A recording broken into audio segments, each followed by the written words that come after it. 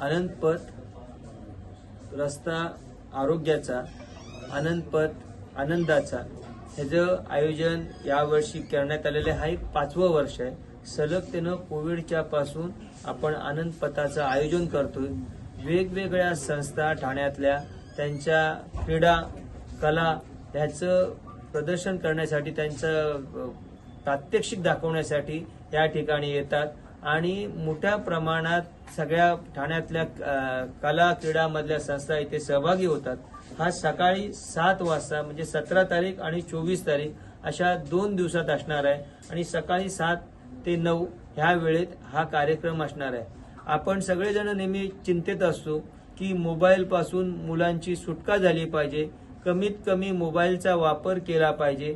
त्यासाठी अनेक संस्था, ज्या संस्थेमध्ये गेल्यावर मुलांना त्यांच्या आवडीचे खेळ खेळता येतील, त्यांच्या ह्याच्यामधनं मोबाईलपासून लांब जाण्यासाठी सुद्धा पालकांना एक वेगळा रस्ता मिळेल आणि ह्यासाठी आम्ही ह्या सगळ्या ठाण्यातल्या वेगवेगळ्या संस्थांना आम्ही ते आमंत्रित करतो. जवळजवळ 35 ते 40 संस्था येतात.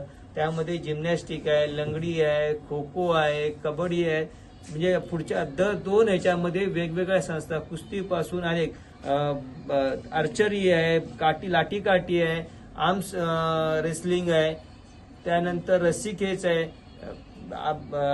त्याच्यापेक्षा एक वेगळं वैशिष्ट्य असतं, येऊरची सगळी टीम आहे.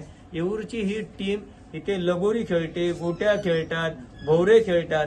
आपल्या सगळ्यांना आपल्या बालपणात घेऊन जाऊन जे जुने खेळ सगळेजण आपण खेळत होतो त्याच्यामध्ये नेण्याचं काम ठाणेकरांना अनंतपथच्या मार्फत होतं. म्हणून आम्ही आपल्या मार्फत सगळ्या ठाणेकरांना आव्हान करतोय की आपण 17 आणि 24 या 2 वेळेला सकाळी 7 ते 9 यावेळेस सगळ्यांनी सहभागी व्हा. मर्यादित आहे का वर्धापुरती की पूर्ण शहरासाठी? नाही, अख्ख्या शहरासाठी. कारण हा सगळा विषय आम्ही ठाणेकर नागरिकांनाच आवाहन करतो की आपण ह्यात वेगवेगळ्या ठाण्यातल्या संस्था येणार आहेत. ह्या संस्थांमध्ये त्यांचे प्रात्यक्षिक बघितल्यावरही आपल्याला समजेल की ज्यामध्ये आपल्या मुलांना काही करण्याची संधी आहे तिथे आपल्याला त्या मुलाच्या संधीला आपण न्याय देऊ. त्याला वेगवेगळ्या म्हणजे अनेक आर्टिस्ट पण आहेत, सत्वचं ड्रम वादक आहेत की ज्यांना जिथे आवडेल ते करण्यासाठी आनंदपथ आम्ही तयार केलेला आहे. काय आवाहन करणार?